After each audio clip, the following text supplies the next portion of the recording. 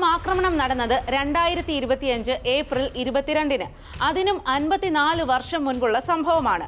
1971 April 25 കേന്ദ്ര മന്ത്രിസഭാ യോഗത്തിലേക്ക് പ്രധാനമന്ത്രി ഇന്ദിരാഗാന്ധി കരസേനാ മേധാവി ഫീൽഡ് മാർഷൽ സാം മനേക്ഷായെ വിളിച്ചു വരുത്തി.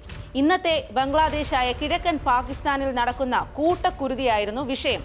പടിഞ്ഞാറൻ പാകിസ്ഥാനിൽ നിന്ന് സൈന്യമെത്തി കൂട്ടക്കൊല നടത്തുന്നതോടെ ഇന്ത്യയിലേക്ക് അഭയാർത്ഥി പ്രവാഹമാണ്. ഇത് തടയണമെന്നായിരുന്നു ഇന്ദിരാഗാന്ധിയുടെ ആവശ്യം. പാകിസ്ഥാന് കനത്ത തിരിച്ചടി കൊടുക്കണമെന്ന് പ്രധാനമന്ത്രി ഇന്ദിരാഗാന്ധി. ഇപ്പോൾ തിരിച്ചടിച്ചാൽ യുദ്ധമാകുമെന്ന് മനേക്ഷ. യുദ്ധമായാലും കുഴപ്പമില്ലെന്ന് ഇന്ദിരാഗാന്ധി. ഇപ്പോൾ യുദ്ധം സാധ്യമല്ല എന്ന് മനേക്ഷ. കാലവർഷം വരികയാണ്. റോഡുകളിൽ കൂടി മാത്രമേ സൈനിക നീക്കം സാധിക്കൂ. ബാക്കിയുള്ള സ്ഥലങ്ങൾ ചെളിക്കുഴികളാകും. അതുവഴി യാത്ര സാധിക്കില്ല. സിന്ധുവും രവിയും ഉൾപ്പെടെയുള്ള നദികൾ സമുദ്രങ്ങളെ പോലെയാകും. വ്യോമസേനയ്ക്കും ഈ കാലാവസ്ഥയിൽ പ്രവർത്തിക്കാനാവില്ല. പഞ്ചാബിലും ഹരിയാനയിലും വിളവെടുപ്പ് കാലമാണ്. വഴി മുഴുവൻ സൈന്യം ഏറ്റെടുത്താൽ ധാന്യ നീക്കവും നിലയ്ക്കും. അത് രാജ്യത്തെ പട്ടിണിയിലാക്കും. അതുകൊണ്ട് ഇപ്പോൾ ഇന്ത്യ യുദ്ധത്തിനിറങ്ങിയാൽ 100% തോൽക്കും. ഇതായിരുന്നു മനേക്ഷായുടെ മറുപടി. മനേക്ഷായുടെ ഈ മറുപടിയിൽ പ്രധാനമന്ത്രി കടുത്ത വിയോജിപ്പ് രേഖപ്പെടുത്തി. മന്ത്രിസഭായോഗം അപ്പോൾ നിർത്തിവെച്ച് വൈകിട്ട് 4 മണിക്ക് വീണ്ടും ചേർന്നു. 4 മണിക്ക് ചേർന്നപ്പോഴും മനേക്ഷ നിലപാട് ആവർത്തിച്ചു. അതോടെ സമയമാകുമ്പോൾ യുദ്ധം ചെയ്യാൻ പ്രധാനമന്ത്രി മനേക്ഷായോട് പറഞ്ഞു. ഈ ഏപ്രിലിൽ പാകിസ്ഥാൻ നടത്തിയ പ്രകോപനത്തിന് ഇന്ത്യ സൈനികമായി മറുപടി നൽകാത്തതിന് ഇതും ഒരു കാരണമാണ്.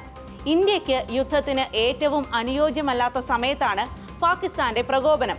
പാകിസ്ഥാൻ മുകളിൽ നിന്നാണ് ആക്രമിക്കുന്നത് എന്നതിനാൽ അവർക്ക് കാലാവസ്ഥ പ്രതികൂലമാകില്ല. കുന്നുകയറി പോകേണ്ട ഇന്ത്യൻ സൈന്യത്തെ നേരിടാനും കഴിയും. അന്ന് ബംഗ്ലാദേശ് യുദ്ധത്തിൽ സംഭവിച്ചതിലേക്കാണ് ഇന്നത്തെ സത്യം പറയട്ടെ.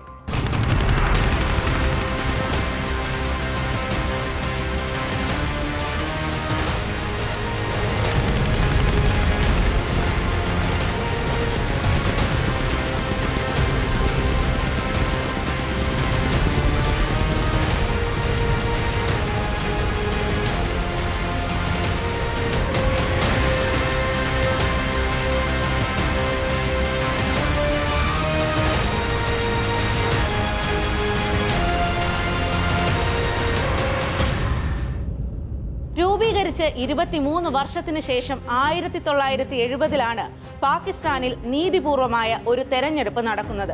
അതിൽ കിഴക്കൻ പാകിസ്ഥാനിലെ മുജീബുർ റഹ്മാൻ ഭൂരിപക്ഷം നേടി. പടിഞ്ഞാറൻ പാകിസ്ഥാനിലുള്ളവർക്ക് ബംഗാളികളായിരുന്നു കിഴക്കൻ പാകിസ്ഥാൻകാർ.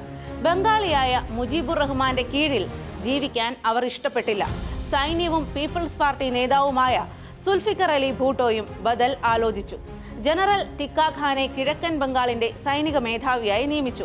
മുജീബുർ റഹ്മാനെ സൈന്യം ജയിലിലാക്കി. ഇപ്പോൾ ഇമ്രാൻഖാൻ എങ്ങനെ ജയിലിലായോ അതേ നിലയിൽ തന്നെ. അവിടെ കലാപം ആരംഭിച്ചു. സൈനിക ഭരണത്തെ എതിർത്ത് മുക്തി ബാഹിനി എന്ന ജനകീയ സൈന്യം രൂപം കൊണ്ടു.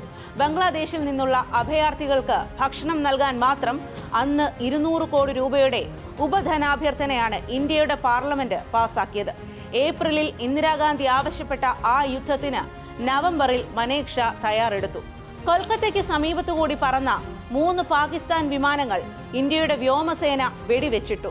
നവംബർ 22-നായിരുന്നു അത്. വിമാനങ്ങൾ വെടിവെച്ച് വീഴ്ത്തിയതിന് പാകിസ്ഥാൻ പ്രതികാരം ചെയ്തത് മറ്റൊരു വിധത്തിലായിരുന്നു. ഡിസംബർ 3-ന് ഇന്ത്യയുടെ 9 വ്യോമസേനാ സങ്കേതങ്ങളിൽ മിന്നലാക്രമണം നടത്തി. ശ്രീനഗർ, പത്താൻകോട്ട്, അമൃത്സർ, അംബാല, ആഗ്ര, ജോധ്പൂർ, ഫരീദ്കോട്ട്, അവന്തിപ്പൂർ, അച്ചാർലെ എന്നിവിടങ്ങളിലായിരുന്നു ആക്രമണം. അതായിരുന്നു യുദ്ധത്തിന്റെ തുടക്കം. ഇന്ത്യ പക്ഷേ ബംഗ്ലാദേശ് മോചനം തന്നെ ലക്ഷ്യമിട്ടുള്ള ബദൽ നീക്കത്തിലായിരുന്നു. ഡിസംബർ 5-ന് കറാച്ചി തുറമുഖത്തിന് അടുത്തെത്തി 2 പാകിസ്ഥാൻ യുദ്ധക്കപ്പലുകളെ ഇന്ത്യ മുക്കി. ബംഗാൾ ഉൾക്കടലിൽ ഒരു മുങ്ങിക്കപ്പലും 8 ബോട്ടുകളും തകർത്തു. ഇന്ത്യൻ സേന ബംഗ്ലാദേശിലെ ജസോർ, സിൽഹറ്റ്, മെഹൽപൂർ, സോനംഗഞ്ച് എന്നിവ മോചിപ്പിച്ചു. ബ്രഹ്മൻബാരിയ, മഗുര, ദംഗാപൂർ എന്നിവയും തുടർന്നുള്ള ദിവസങ്ങളിൽ മോചിപ്പിച്ചു. ചോർ വിമാനത്താവളവും ഇന്ത്യ പിടിച്ചെടുത്തു. പാകിസ്ഥാനെ പ്രകോപിപ്പിച്ച് ബംഗ്ലാദേശ് എന്ന രാഷ്ട്രത്തെ ഇന്ത്യ അംഗീകരിച്ചു. മാത്രമല്ല, ഡിസംബർ 9-ന് തന്നെ ഡൽഹിയിൽ ബംഗ്ലാദേശിന്റെ നയതന്ത്ര കാര്യാലയവും തുറന്നു. നവഹാലി, വീരവാഹ തുടങ്ങിയ പ്രധാനപ്പെട്ട നഗരങ്ങളും പിന്നാലെ ഇന്ത്യ മോചിപ്പിച്ചു. ഇതിനിടെ സൈനികമായ വലിയൊരു ചുവടുവയ്പും നടന്നു. ഏകീകൃത കമാൻഡിനു കീഴിൽ പ്രവർത്തിക്കുമെന്ന ഇന്ത്യയും ബംഗ്ലാദേശും കരാറിൽ ഒപ്പിട്ടു. ഇന്ത്യൻ സൈന്യം നൽകുന്ന നിർദ്ദേശം അനുസരിക്കാൻ അതോടെ ബംഗ്ലാദേശ് സൈന്യം തയ്യാറായി. ഈ ഘട്ടത്തിലാണ് ബംഗ്ലാദേശിലെ പാക് പട്ടാളക്കാരോട് കീഴടങ്ങാൻ സാം മനേക്ഷാ ആവശ്യപ്പെട്ടത്. ബംഗ്ലാദേശിൽ നിന്ന് പാകിസ്ഥാൻ പട്ടാളത്തെ പിൻവലിച്ചാൽ ഇന്ത്യ വെടിനിർത്തലിന് തയ്യാറാണെന്ന് പ്രധാനമന്ത്രി ഇന്ദിരാഗാന്ധി ഐക്യരാഷ്ട്ര സംഘടനയെ അറിയിച്ചു. ഒടുവിൽ ബംഗ്ലാദേശിലെ പാക് സേനയുടെ കമാൻഡർ ജനറലായ AK നിയാസി വെടിനിർത്തലിന് തയ്യാറായി.